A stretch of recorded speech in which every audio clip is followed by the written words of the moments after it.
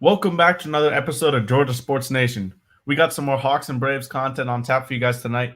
We're going to be discussing the last 2 weeks and, not doing a show last week. Happy belated Thanksgiving, all y'all. Hope y'all had a great had a great holiday weekend with your families and all that. But without us doing a show last week, we've missed a lot of stuff. Jalen Johnson goes down with an injury. The Hawks have a historic offensive run in the week of Thanksgiving. Well, that crazy game from last night against the Spurs, Trae Young, a masterful performance, including a game-winning, taking the charge on Jeremy Sohan to seal the win.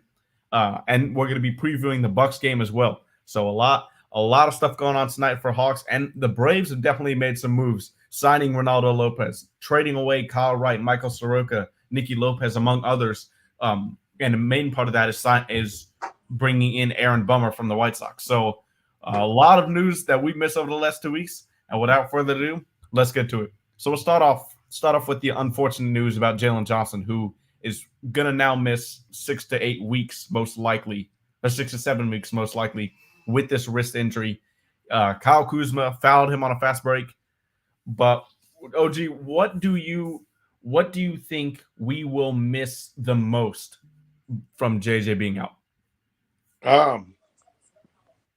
His activity and his length.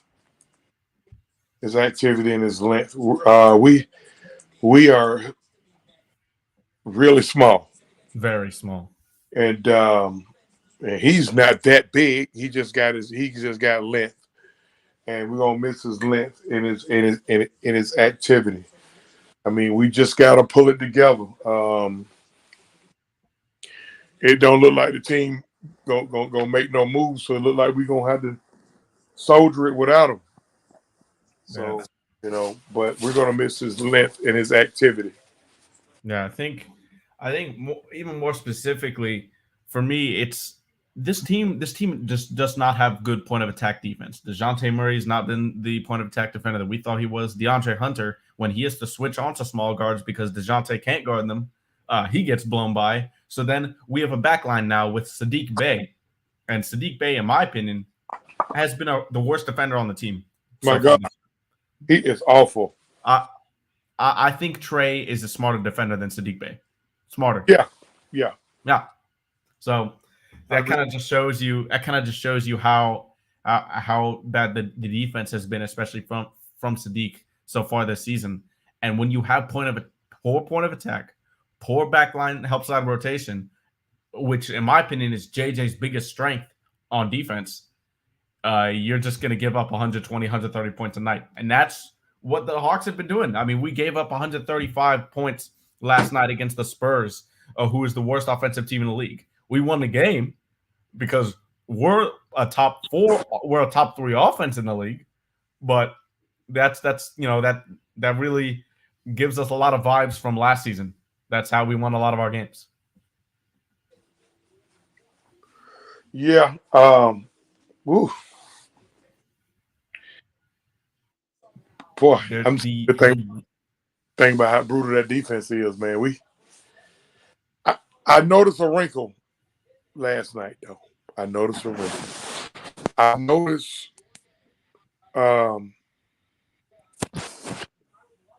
he ran double O and Clint together. Yeah. I think we needed to do that against Wembanyama.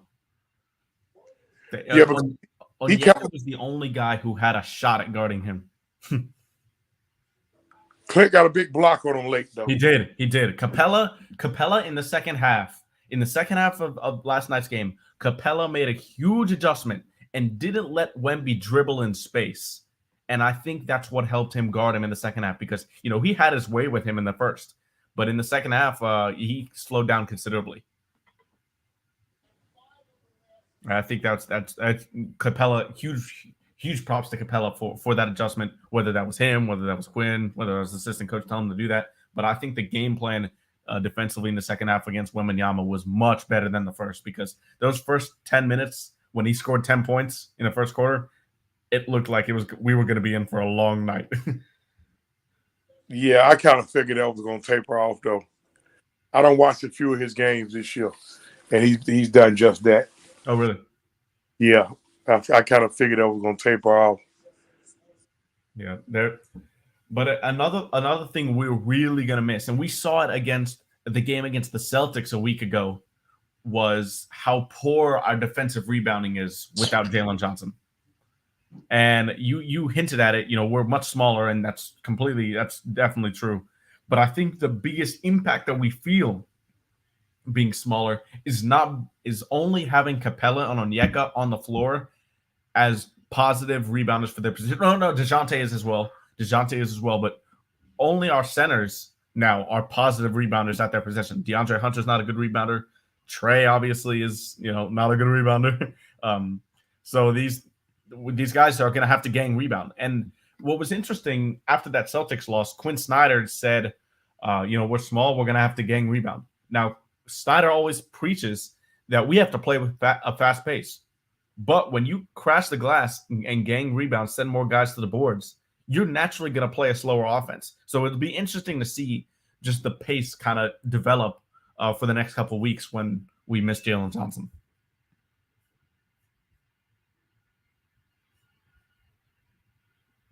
I'm just concerned about this right here. I don't think Sadiq should be starting at power forward. I don't either. I think he would be more effective, him and Bogey, being that two-headed monster coming off the bench. I agree.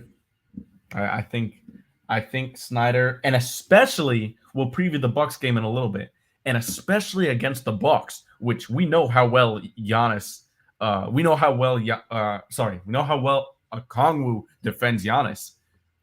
I want to see Okongwu start. I do not want to see Sadiq Bey guard Giannis Antetokounmpo, guys. I don't want to see it. I do not want to see it. So no, it'll be they're gonna switch Dre and Clint on them. Yeah, but then Lopez just kills us with size. Yeah.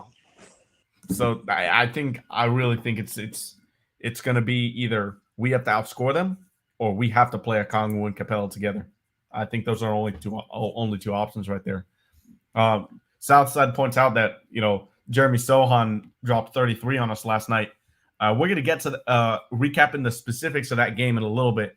But yeah, there's a big reason why Sohan dropped 30 points on us, and one of those guys happens to be somebody we brought in to be a good defender. But nonetheless, we'll get to that later. But as we got Blackberry joining us here. What's up, Blackberry? You there? No, never mind. Okay. All right, but I want to say one more thing about Jalen Johnson, and that is his ability to rebound and run. He's not when he gets a rebound, he's going straight to the other side. He'll find Trae or DeJounte occasionally to give it to them or bring the ball up the court, but any point in transition, he'll take. And now we don't have a guy besides Trae or DeJounte that's good in the open court. Capella, you don't want him dribbling in the open court, and DeAndre Hunter, you don't want him. Sadiq Bey, not a good ball handler. You don't want him dribbling up in the open court. And so our offense, I think, is just going to go naturally slower without Jalen Johnson. And I hope that doesn't decrease our numbers offensively, because if our numbers decrease offensively, we're not a good defensive team. We're just not going to win many games if that happens.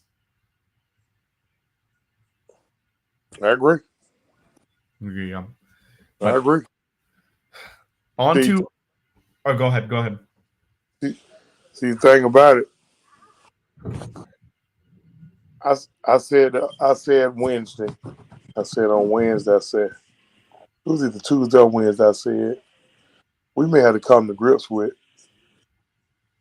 We need to make a move. We do. Yeah, I've always been the one that said, leave it alone. Let this chemistry build. We got to make a major move, in my opinion. I don't know how they'll figure it out, because I'm starting to think that the 2-point guard system does not work. When I say it doesn't work, not meaning that they're not good basketball players. It's not meaning that they don't work good together. But it makes us instantly small. Yeah, and I will go over that a bit more, and I'm Yeah. sure this will come up. But I I hope I'm wrong on this, but it's kind of getting to the point, and especially as Latimer points out, like for the last 10 games, Dejounte it's been really a struggle for Dejounte, but on both ends.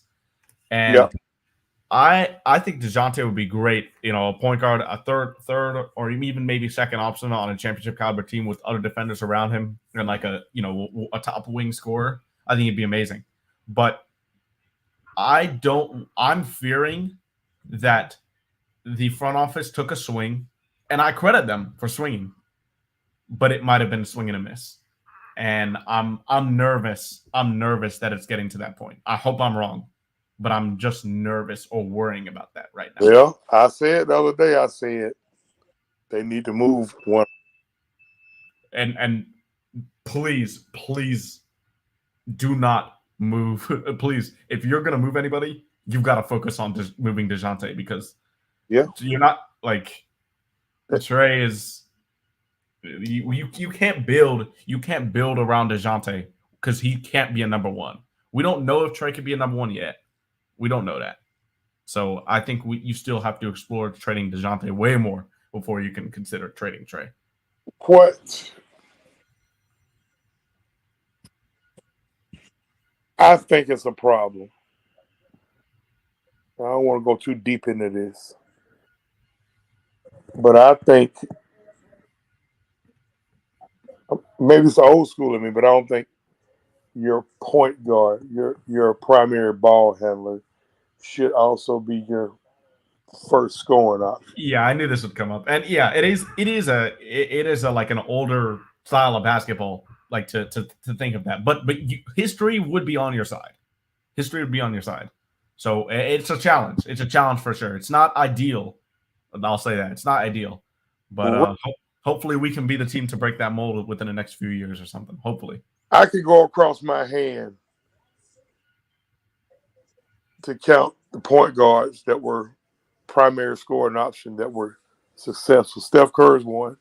Mm-hmm. Well, he don't have the ball in his hands a lot. Yeah, it's different with the Warriors. They just play unlike any other team in NBA history.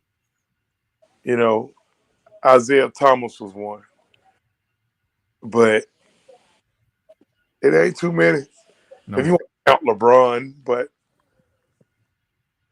he's different. He's an alien. But yeah, LeBron not a point guard. I think, of course, we're not gonna move Trae. We already know that. But I think we need to find someone, being that we know we're not gonna move Trae.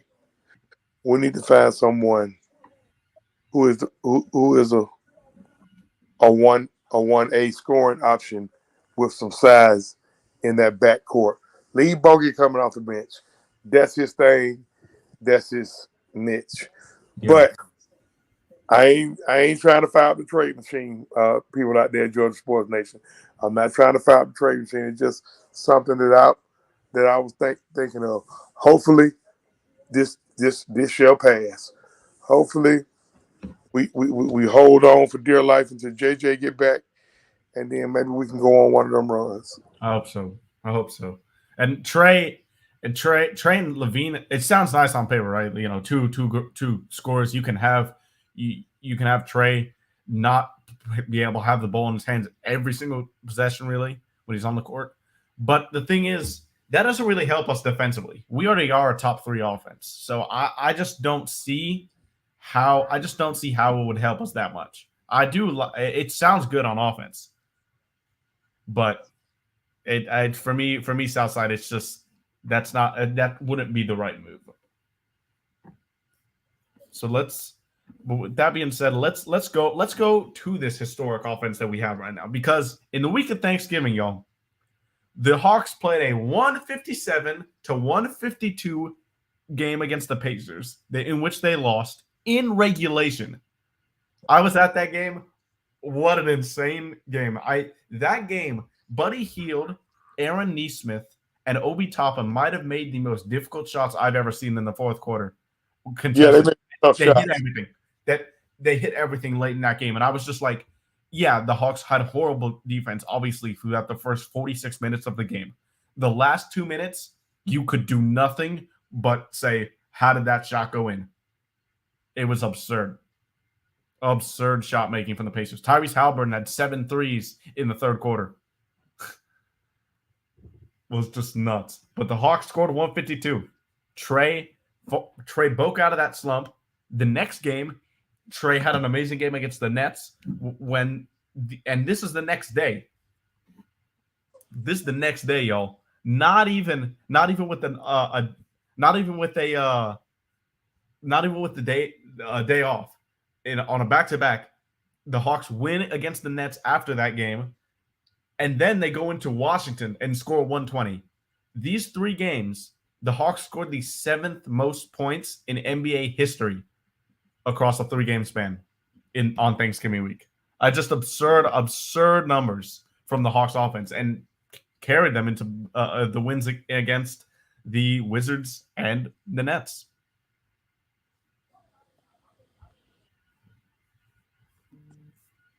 I'm sitting up here, Mike Effort messing with me. Oh, yeah. Somebody I want to trade Trae. I just think they need to split it up. It got to be one of them. And at this point, all jokes aside, it ain't about what I want. It's about what's best for the team. Whatever's best for the team, I just think they need to split that too. It just makes us small. I'm more focused. At least we can have a little more length defensively. Like, DeJounte got decent length, but not 2-guard length. But look at Mike strolling now. It's kind of true, but yeah. No, you know what, Mike, I done kind of changed up on Trae. I done kind of changed up on him. And the reason I changed up on him is because he's doing what I asked. He's giving me effort on the other side of the floor. He's still getting his ass. He's still getting barbecued, but he's giving me effort on the other side of the floor. That charge he took last night was next level, and it don't matter who they was playing. A lot of people said it was against the Spurs. That charge he took last night was next level. And did you also know that Trae, Bogey, and DeJounte right now are in the top 25 in the league in steals? Trae is number 10 in the league in steals as of before last night. That's good. DeJounte is number 15, I think. That's good. I mean, you got active hands. Active. And we've got active hands. We've got smart guys who can get into passing lanes and ignite fast breaks. But we just gotta sometimes be able to stay in front of our man, especially guards. That is the real issue. Sadiq got good active hands, but that's it on defense, Jack. Yeah, he don't got active legs. Boy, it's a turnstile. But he'll kind of come down and hit a 3, and you won't be as mad at him. Yeah, here's the thing about Sadiq, and he was doing this when JJ stepped up. Yes, Trae has a steal in every single game this season. That is correct, Southside. And Sadiq was doing this when JJ went out. He stepped up and he's hitting his threes. He just needs to keep in his mind. He needs to shoot the ball. Shoot the ball. Yeah. That's what you're in there to do. That is what you're in there to do. I shouldn't be seeing 2 to 3 threes taken a game for Sadiq Bey. I should see that number at 6, maybe even 7 if he gets 30+ minutes a game. He's a very efficient 3-point shooter. And for his offensive numbers, kind of to overshadow his deficiencies on defense, I need those threes up, and I need him to just be aggressive. And we've seen that in a couple of these wins. But when he shoots, when he goes like 2 or 4 from 3 for 12 points, and that doesn't, I hate to say it, but that doesn't help as much as the points that you're giving up on the other end. You know what I mean? I'm okay with that if you're coming off the bench. When you start, no. Especially when you're defensively inept. But the thing about it, what a lot of people got to understand, first of all, getting back to the comment earlier about defense. Newsflash, y'all. Ain't nobody playing on defense. Nowhere. Man, the scoring numbers are so astronomical, it's crazy. The Hawks had back-to-back games where they scored 299 points without going to overtime, and they went 1-1. They averaged almost 150 points a game in a 2-game stretch and went 1-1. It's nuts. Ain't nobody playing on defense. That and it doesn't help. It doesn't help when you play three of the top 10 offense were going at each other in State Farm Arena a week ago at Thanksgiving. The Nets, the Pacers, and the Hawks. Okay, Pacers are number 1 at the time. Hawks were number 2. Nets were number 7 at the time. And the Pacers game, this was a cool little stat here.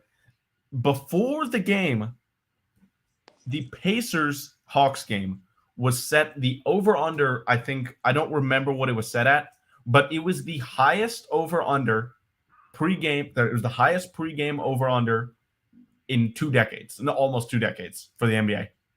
And that game definitely lived up to the hype. The game smashed the over with like 8 minutes left to go still in the fourth quarter. And just an absurd shot-making performance from Trae, DeJounte, Halliburton, Buddy Hield in that fourth quarter. I mean, these guys were lighting it up. And that's a game Trae got cost. Yep. Oh, yeah, we can touch on that a bit because that was just some – the game Dre got tossed was the 76er game. That was the game DeAndre Hunter got ejected. And that was for some BS. That was for some BS. But I do want to go to this Nets game real quick after the Pacers game because Trae and Mikal Bridges went back and forth with each other.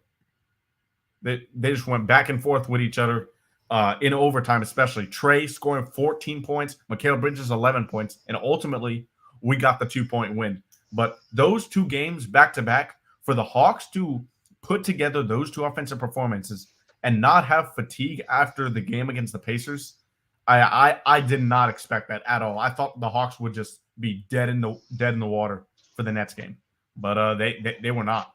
The historic offensive run kept it going as we got Blackberry joining us here. James Ray 25, right?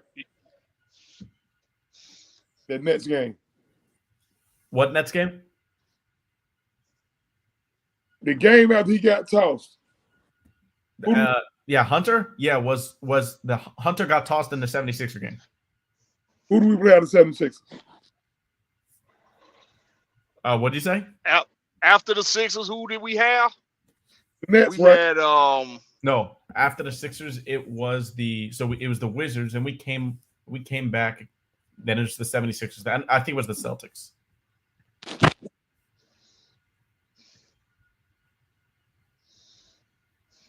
Yeah, it was okay. Yeah, no, 76ers were right before Pacers. Yeah, Indiana was the next game, I think. Yeah, it was. So 76ers, Indiana Nets, and then the Wizards, then the Celtics, then the Cavs, and then the Spurs. But Blackberry, what did you think about the Hawks historic offense right now? That run was historic. I mean, now it's still good offense, not historic, but it's still really good. But what do you think has been the key catalyst really to take the Hawks offense to the next level right now? Well, for me, man, the offense has never been an issue of ours. The fact that the offense looks even better than it did last season is not a surprise to me. I figured we would build on the offense anyway. On the offensive production, because we're now in the second season of having Trae and DeJounte and Saddiq Bey in the offense. 3 guys who we know really good at finding the net, bottom of the net. The problem is, well, yeah, Saddiq, because he's a good 3-point shooter. He's a shooter. He's not a scorer, but he's a shooter. Well, that's what I mean. Yeah, That's why it is. You know what I mean? Like, I'm putting Bogey. I'm putting Bogey in that conversation before Saddiq. Bogey's a better. Bogey's a better scorer. Yeah, but I'm just including Bogey, guys that are really good at finding the bottom of the net. That's what I mean. Yeah. But this is the thing. This is the problem. The problem is that when we have a bad, or not necessarily a bad, but as far as our standards go for offense, when we don't have a game where we live up to our standards offensively, the glaring defensive issues rear their ugly heads even more, because when we score a lot, other teams are scoring a lot. When we don't score a lot, other teams are still scoring a lot. Like, I don't know if I looked at the plus minus against guards for our guards, we're probably the worst in the league. If I just had to go off of what I remember seeing in these games, for some reason, guards against us, especially star guards, they go plumb off on us, and I don't know what it is. I know some people, Trae, he ain't never been good defensively. It's not Trae. Trae's giving effort on defense. That's all you can ask for. That's why he is 10th in the league in steals. DeJounte is the one that's not being efficient on the defensive end. And when he don't have a good scoring night, he is terrible on defense.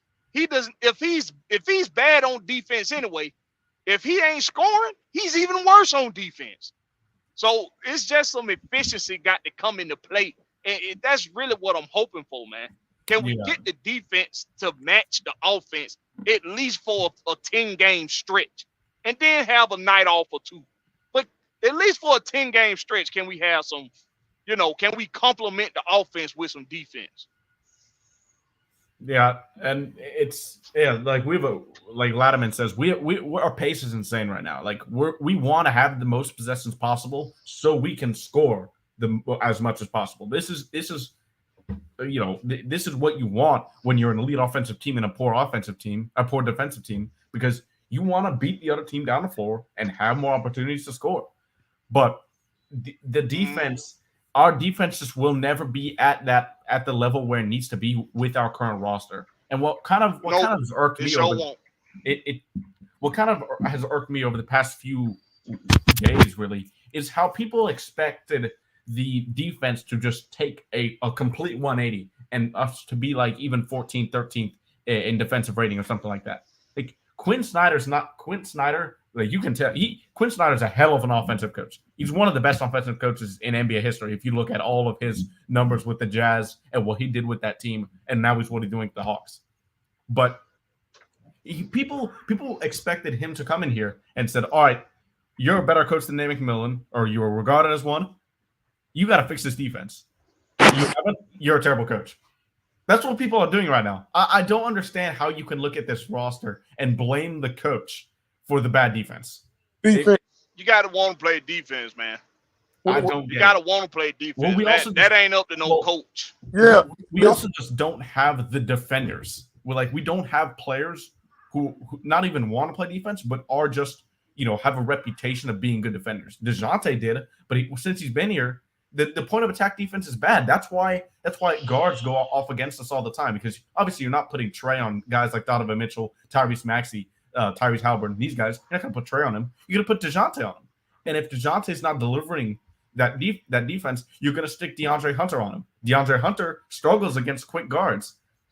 And Hunter is good against wings. We know that. But when he has to switch onto smaller guards, that's when everyone says, well, Hunter's a terrible defender. Like, it's just a cycle that begins with DeJounte being able to stay in front of his man, and one of the central reasons of why he was brought here to be paired with Trae. and unfortunately, right.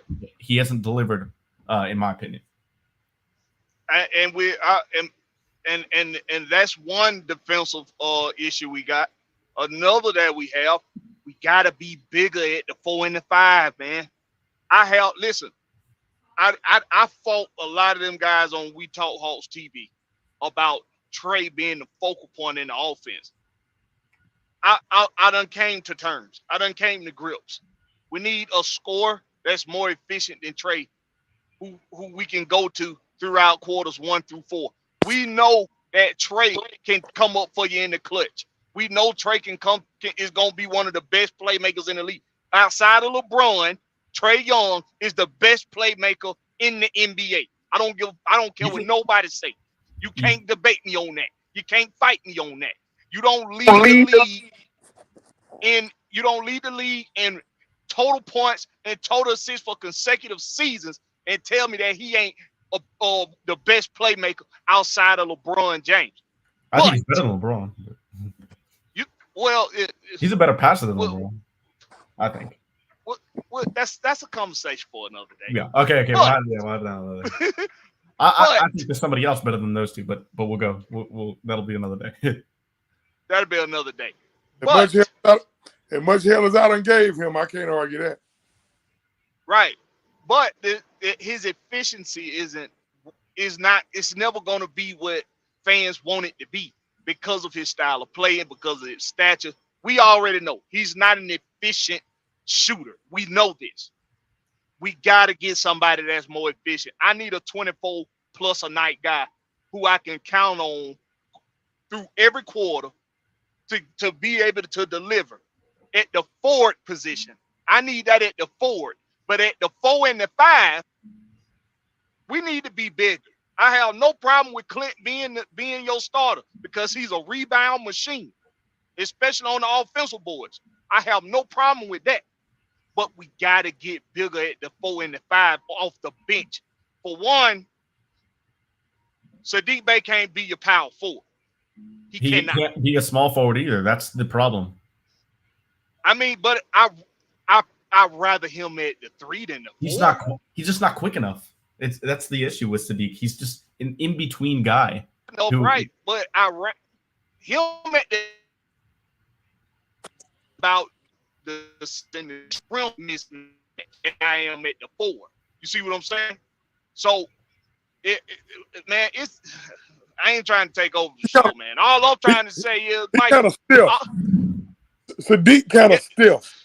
He probably needs to back up off them weights a tick because you can tell he'll wait for some time. Yes, that's a perfect way to describe it. Yeah. And we all I know is JaMychal Green is at home on the couch twiddling his damn thumb. Why we ain't going to get him? Come on, man. The only thing is, who would he play over? I bring him off the bench. But I let him start at the 4 or the 5. Matter of fact, I do what Big Will been saying. I'll get JaMychal Green, have him come off the bench as the 5, and put O at the 4. Like Onyeka at the 4, I'm in favor of that right now with how small we are. And you know me, guys. I'm Onyeka. I'm full on Onyeka. You fought that for a long time. I thought it. Well, with JJ, we don't need that. But because Jalen is out, we need that now. We definitely. You know what? Guess what, Mike? I'm gonna push back a little bit. I said when he come back, we still go with it off the bench. Mm-hmm, me too. In certain situations, like we run up on them teams with length, like the Cavs, the Maggiet, they got length for days. Milwaukee. Yeah. Oh, I thought you were talking about starting Onyeka at the 4. I'm perfectly fine with him in little stints at the 4. I want that to happen. I do, but I just don't think you can start him at the 4 yet. Like until JJ get back, I wouldn't be opposed to it. I agree with you. Completely agree. Now, we got a 6'6" power forward, like Sadiq. Like we need that size now, and it really showed against the win against the Spurs. It's a perfect segue to kind of get into this game here a little bit more because we had Victor Wembanyama killing us, Zach Collins killing us at the beginning on the boards, It was pretty bad. Wemby had 10 points in the first quarter. Oh my God. He crossed Capella got an and one on him, and then hit a three over him, and I was just like, okay, we only have one shot. We only have one guy who can guard Onyeka Okongwu in this game, and that's Clint Capella. I mean, we only have one guy who can guard Wemby on this team, and that's Onyeka Okongwu. And then Capella in the second half made a crazy good adjustment, and I think honestly, it was huge, a huge factor in us winning this game. You had Sohan, and I'm. It's weird that Blackberry, perfect timing here because Blackberry's having technical difficulties here, but Jeremy Sohan scored a career high 33 against us last night, including 8 rebounds and 6 assists. I will tell you, that damn Devin Cassell and that damn Champagne dude lit us up too. Julian Champagne just hit 3 of those were just contested threes that you couldn't do anything about. And it was just annoying. But 15 points off the bench for him with 5 threes. But do y'all know who most of Jeremy Sohan's points came against? Who was that? DeJounte Murray. Yeah. How in the world DeJounte and I'm not taking anything away from DeJounte's 5 steals last night. Like he is one of the best guys in the league in those passing lanes and getting them and converting them into easy transition buckets. That's why he's getting because he's he like a cornerback who gambles a little too much. Yes. And specifically against a team where we don't have a lot of good point of attack defenders, Murray has to realize, the importance of staying in front of his man over that. And I think that's got to be a mindset switch. And until that switches, I just don't know if our defense will get there to be, at minimum middle of the pack. I want to reiterate this. If you go and look at the numbers, nobody's playing defense. Not even the Celtics. The Celtics are a good defense. I mean, the Timberwolves, Magic, Knicks, Celtics, the Rockets. Those are all the elite defensive teams. Pretty sure those are the top 5 defensive rating teams right now. But even teams having big nights against them. Miami's a good defensive team, but the scoring numbers are astronomical, man. Mm-hmm. Throughout the league. That Halliburton just torched Miami yesterday. That boy can play, man. Mm-hmm. That boy can play. I know it's a lot of Hawks fans hate Halliburton, skipping down the court, and that was obviously, come on, I didn't like that either, but I love watching Halliburton play. I even though he doesn't have the biggest bag or so, he doesn't have the tween hezzy cross, in and out dribble that Trae Young has or whatever that, whatever you want to call that. Everybody has a different name for it, but just the way he plays the game, and the Pacers are just so fun to watch offensively. This is what I got to say to my fellow Hawks fans who got a problem with Halliburton did. Some T.O. used to say when people used to get mad at him, stop me. Gotta stop him. Ladderman, I agree with you, but OG has his reasons. But I agree with you. These teams are good defensively, but it happens occasionally. I'm a little pushback against that, OG, just because the numbers are what they are. I mean, these teams are like 105, 104 defensive rating. I mean, that's really, really good. That's 104 points in 100 possessions. No. Tell my man, Ladman, I'm not saying it ain't no good defense. Those teams are not good defensively. I'm saying the scoring numbers, just like a lot of games. Oh, okay. In general, okay, yeah. A lot of games, man.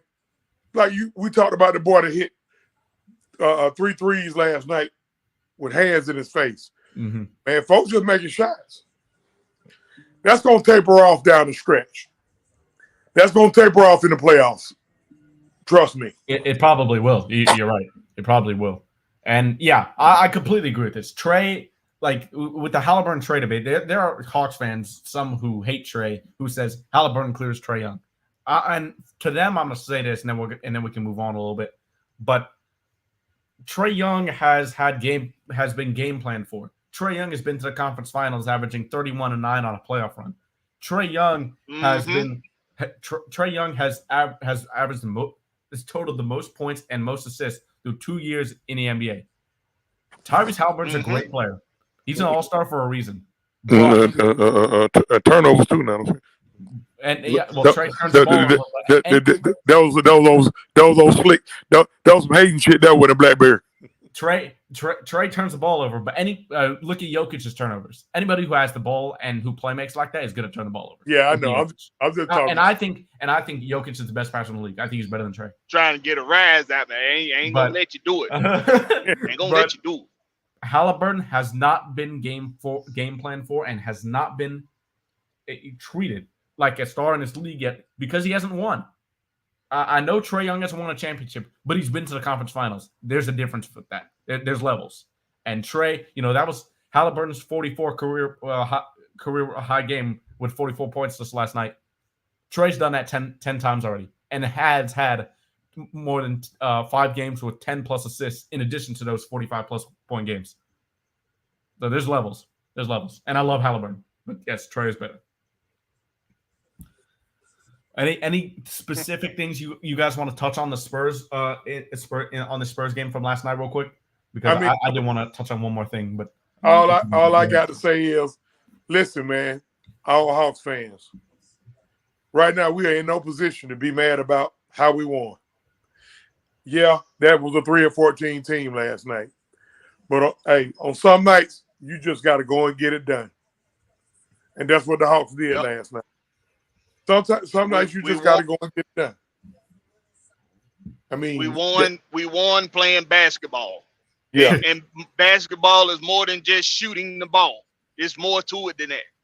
You got to draw. You got to do what Trae did sometimes to win games. Bingo. Sometimes it ain't a game-winning shot. Sometimes it's a game-winning defensive play. Yeah, there were a few big defensive plays last night. DeJounte made a couple. Clint made a huge one. Mm-hmm. Trae made one. Look, hey, long as you can get stops when it count, right now, that's what they did last night. They got stops when it counted. Yeah, and none bigger than Trae's charge right there that he took in the final second to win the game. Can we just acknowledge the fact that by goddamn time. Can we just acknowledge the fact that Saddiq Bey had Trae Young wide open on that inbound pass and faked the pass to him and then turned the ball over? Yeah, I almost shot my TV when he turned that ball over too. Why did he? I don't know what he was thinking. I don't know. It reminds me. And I like Saddiq. You know what? I like Saddiq Bey, man. I like him. But he had, boy. You could have boiled a pack of hot dogs in my mouth, Jack. I was so hot. That was a bonehead play, man. Yeah, I don't know what that was.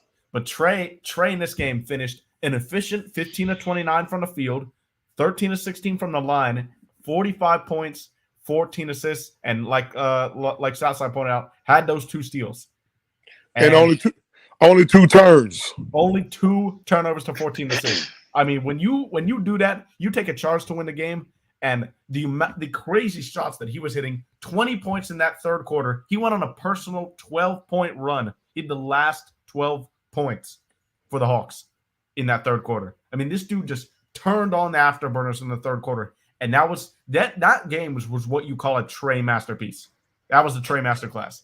Now, what I want to get into something before we get off of here. Mm-hmm. I want to address a major elephant in the room. I looked at the numbers today. Out of 450 players in the NBA, only 12 players been whistled for more fouls than DeAndre Hunter. Oh yeah, please, thank goodness you brought this up. I almost forgot. Thank goodness. That's, bro, listen, Quinn Snyder's starting to get tired of it too. Trae even said something about it last night. This shit's getting ridiculous, man. It's so stupid. Yeah, if you guys don't know, to expand a little bit more on that, Trae after the game. Well, first of all, DeAndre Hunter fouled out last game with 2 fouls. He fouled people twice last night, but he fouled out. Because that's just the nature of how he gets officiated. But Trae after the game said, "I feel bad." I'm paraphrasing here a little bit, but he said something along the lines of, "I feel really bad for Dre. He wasn't able to play basketball tonight. I just want him to play basketball." And it was absurd. It was absurd the way DeAndre Hunter was officiated. The foul trouble, the foul trouble that he got in changed all the game planning from Quinn. We had to go zone because Hunter was in there with 5 fouls. I mean, it was just ridiculous. Let me tell you, and this got to be another show. Let me tell you what the NBA do. If they want certain players to go off, they want certain teams to win, whoever that team they playing, they already know who they premium or primary defensive guys are, and they be in foul trouble. Case in point, last night, Dre fouled out, Clint finished with 5, Onyeka finished with 4. Those 3 of our top 4 defenders. When Jalen Johnson out there, at least, is it safe to say that? Oh, no, they are our top 3 of our best 4 defenders easily. Like, not even if Jalen's there. Yep, you're right. But I want to see Quinn have that meltdown. He was on the way. He was on the way a couple of weeks ago when it whistled him for that first take. I said, "Well, go pull your pants down, show your ass, coach." But his assistants held him back.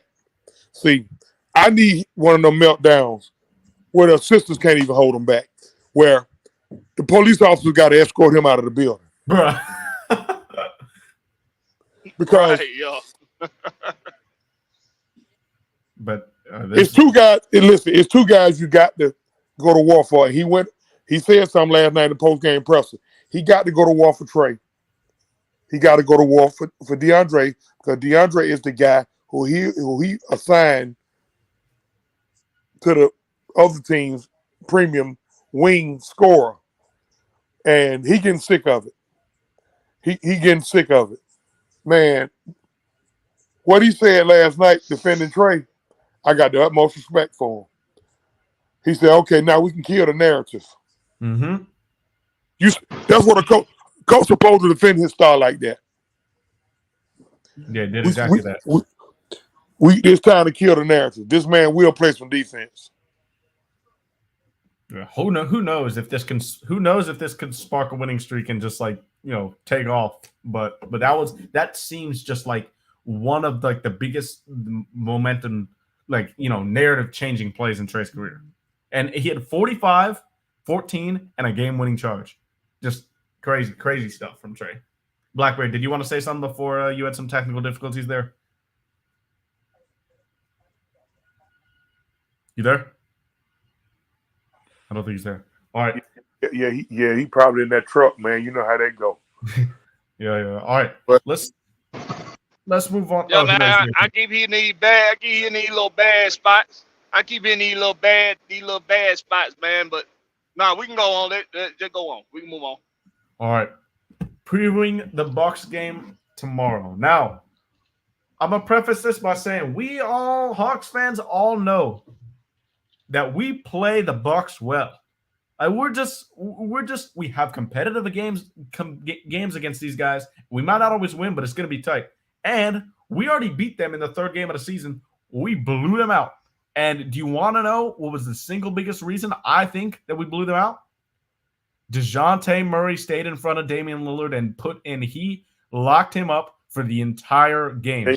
Yeah, he locked him in a straitjacket, Guantanamo Bay, whatever you want to call it. Damian Lillard couldn't do anything. We need that more from DeJounte. And guys, I'm going to say this, and I don't think y'all know how strongly I believe this. If DeJounte plays the defense, he has a reputation of being around the league. We're a 50-win team. No doubt about it in my mind. None whatsoever. None. So if we get that more consistently, I'm not saying every night's going to be that way because, even elite defenders have off nights. The Jaden McDaniels of the world, Herb Jones, OG Anunoby. Rudy Gobert. These guys can all have off. Here's the thing. But we if need them that two guys up front, that's Trae and DeJounte, stay with their man. Sometimes Trae get caught losing his man too. Mm-hmm. That means if they stay with their man, now Hunter ain't got to leave his man to help. Clint ain't got to leave his man to help. And we know Sadiq is a turnstile. Sadiq, don't you try to double no goddamn body. You follow these goddamn. I want to know what I don't want to know. I want to know what type deodorant your man got on. Don't you leave nobody. But what in your opinion is the key for winning this game against the Bucks? Because we blew them out. We blew them out in the third game of the season. It was ugly for Bucks fans. The formula against them is putting Onyeka on Giannis. For some reason, I was gonna say the same thing, OG. I was gonna say the same thing. Onyeka do a good job guarding Giannis. Please don't start Sadiq powerful. No, we need Onyeka. We need Onyeka to start. Boy, Giannis have 34 halftime, man. Yeah, Giannis have 34 halftime. Hunter have 4 fouls. Get kicked out another game. That was actually funny when he got kicked. It was funny when he got kicked out because you don't never see that out of DeAndre. He don't say nothing. No, he's so mild. He's so mild. There's some egregious stuff going on, man. That was some BS. But it's two things that's unlikely to happen again.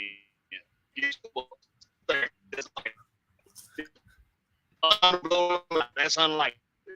It's unlikely that Damian Lillard is not going to have a good game again. We know that. He's a superstar. Yeah, he's coming for blood against us with him scoring 6 points last game against us. No, and guess what? Trust me, he gonna remember that last game he had against us. Mm-hmm. So, but I see Milwaukee as vulnerable because I'm looking at a guy right now warming up to get ready to play the Sixers. Boy, did losing Drew Holiday hurt them or what? Yes, and they're still an elite team. I mean, they're 11-5 for a reason. They figured out that Adrian Griffin figured out that drop coverage is the way to go. He talked to his players. They recommended it, and they're off. They're playing really well right now. But yeah, they are certainly worse defensively without Drew Holiday. And we already played well. Trae Young, Trae Young kept going off against Drew Holiday, honestly. Like Drew has said it himself. He hates guarding these smaller, quick guards like Trae, like Steph, like Tyrese Maxey, Donovan Mitchell, these types of guys. He said he hates guarding them. And Trae knows it. So he's taking advantage of it. Let's see if Trae can have a good game against the Bucks. Against probably he'll be defended by Malik Beasley, if I had to guess. So that should be some barbecue chicken for Trae. Now, the one good thing about Murray being here and being in the starting lineup with Trae is teams can't be too quick to run that blitz at Trae. Because now Trae can dish it off to DeJounte. And DeJounte, he's an ankle breaker now. He can get to that lane. And so, he needs to go to the basket more when he gets into that lane instead of. I love him going to the basket. I love him going to the basket. Yeah, he needs to go to the basket more. I hope he does. And against this, I just referenced the drop coverage that the Bucks play. That 18 to 20 footer is going to be open all night for Trae and DeJounte. If they're making it, keep going to it. But if that shot's not falling, in today's NBA, the mid range is really the most effective shot. So I like when DeAndre get it going from mid. Go to Dre in the mid range if that shot's not falling. But in this type of game, when you've got Giannis, when you've got Brook Lopez, two elite guys for paint protection and rim side and help side rim protection, you've got to pick and choose when you go at the paint. And specifically, those times should be when Lopez and or Giannis is off the floor. You've got to know when to attack and how to attack. Pick and choose those moments against this Bucks team with the drop coverage. Pick and choose, and that's really what can have us have a great offensive night, because we're probably going to have a good offensive night regardless. But that can go from good to great and give us the best shot at winning this game. I expect Dre to go off tomorrow because last time he got ejected that next game, and it was it was actually the game afterward. It was against Brooklyn. He went off. Yeah, he's a key. He's a key for us. He is. If Dre gives us 18 or better, he's been hitting the boards lately too. Yeah, that's been huge with JJ out. And Dre, the Hawks have got to figure out a way to get Dre the ball without it being not an efficient option on offense. Because obviously, the Hawks like to go to the three. They like to shoot a lot of threes. They like to go to the rim. That's Quinn Snyder's philosophy. But DeAndre Hunter enjoys that mid-range game more. So you've got to figure out that balance. Now, if he's on, you get that. They got to get that ball to him no matter what. I like him going to the hole because Dre got a nice body, and Drake We need to see it more. We need to see it more consistently. Like Hunter's a very slow, methodical player, but you get these flashes of him going off the catch and going straight to the rim. I want to see that more from DeAndre. I think he can do it, but it just comes in spurts, and I wish it was more consistent.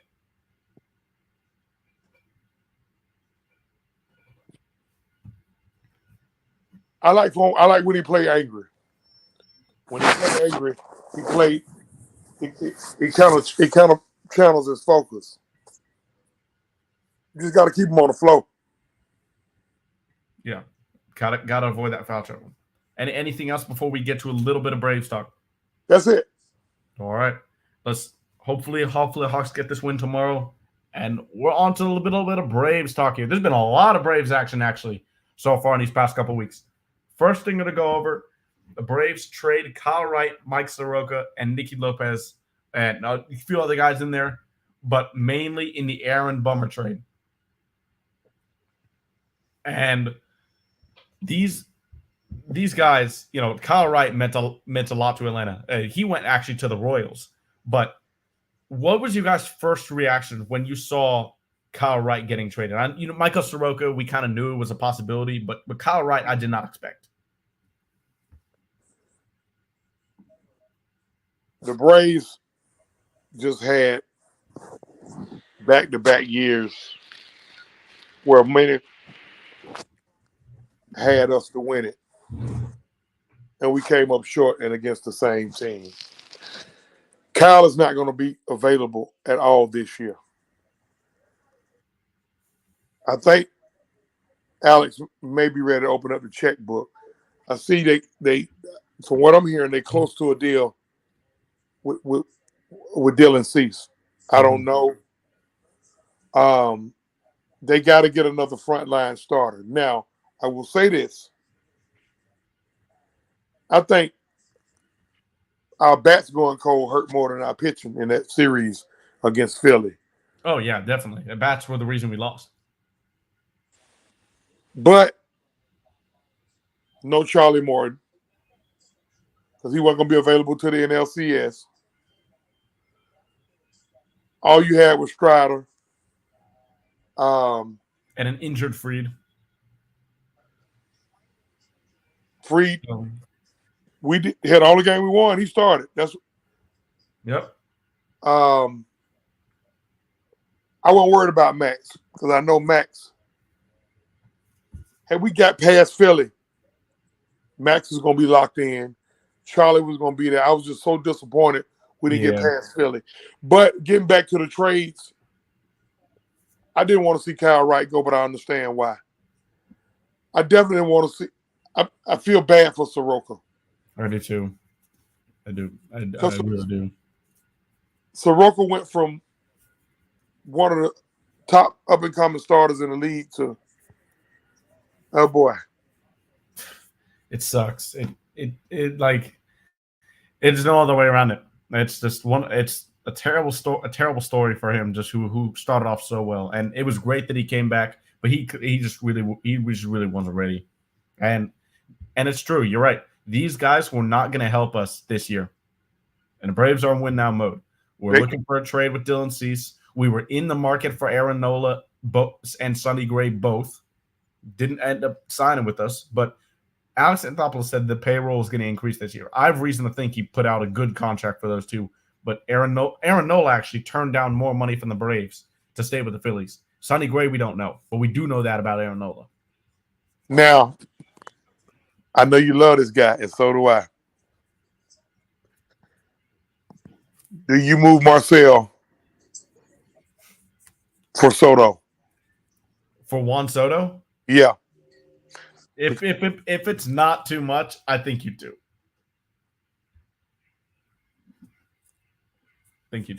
And we don't. It's not like we're in need of offense, but we could use an upgrade in left field. I mean, right now, it looks like we're going to go into the offseason trying Vaughn Grissom in left field. That is what Alex Anthopoulos said. He didn't say that exact stuff, but he hinted at playing Vaughn is definitely on the table. I've heard that. It's on the table. So it's going to be interesting to see what we do with that. But let's talk about the new acquisitions gotten from getting rid of these guys. Aaron Bummer on the White Sox, power arm, upper 90s fastball, good slider. Another guy, more of a flamethrower guy than a stuff guy. And we haven't had a lot of those in the past. We also signed Ronaldo Lopez, who I hope this isn't the case, but the Braves said they're trying to stretch him out and turn him into a starter for spring training. I hope that is not the outcome when it comes to the season. But if it is and he performs well, hey, prove me wrong. But I want to see him in our bullpen. This guy has elite stuff, can throw 101. He struck out Acuna on 3 pitches on 301 mile per hour fastballs when he was pitching against the Braves in Truist when he was with the Angels. So this guy has great stuff, and he's a really good reliever. I was really hyped about this signing until I saw they would maybe convert him to a starter. What were your thoughts on that? That just tells me that on Lopez becoming a starter, that the Braves know they're about to possibly, I think they're ready to go in for somebody. And they probably won't have enough money to get that other starter. So they probably they could use a fourth starter. They can use a fourth starter. So Dylan Cease is their big fish right now. Because yes, they tried Nola. It just boiled down to Nola didn't want to leave Philly. Yeah. When it wasn't done personal with the Braves. And listen, folks, the Braves tried. The Braves tried for Sonny Gray. For those negative Nancy's out there. They're not trying, they tried. Aaron Bummer, they got him strictly for the Phillies. Like them left-handed bats that can kill you. Him along with AJ and Tyler should be back this year, right? Yeah, we'll see what we get from Matzek. Uwalsker, we know is going to be back as well, I'm pretty sure, but he's going to be a mixed bag as well. We don't know after Tommy John. You never know. So, question marks for sure. If we can get anything from that kid,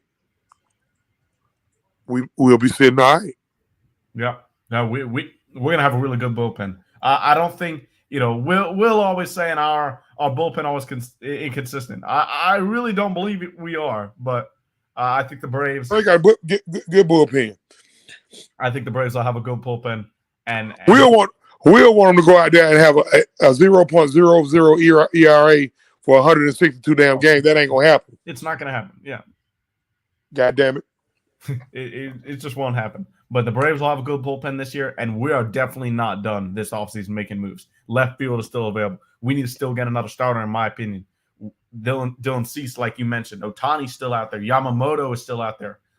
So there are a ton of guys on the market right now that the Braves are in contention for. We'll see where the chips fall. Any other last stuff before we sign out of here, OG? Hey, man. That's it. All right. Without further ado, we're going to end it there. Thank you guys for tuning in to another episode of Georgia Sports Nation. Don't forget to like, comment, and subscribe if you're on YouTube. We'll be back next week, same time, 6 p.m. Eastern Standard Time, and we'll see you guys next week. Peace. Sir.